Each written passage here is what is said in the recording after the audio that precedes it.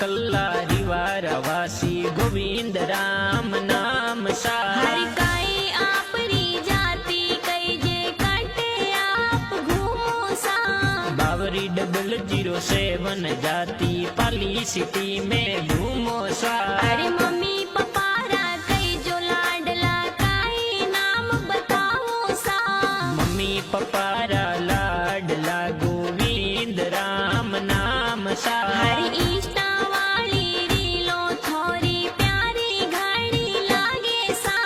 गोविंद 51 के Insta ID प्यारी सा। अरे मीठी बोली सूरत प्यारी ठरको ए हद भारी सा। दीदे थोड़ी जान कई जे जोड़ी प्यारी लागे सा। एप्पल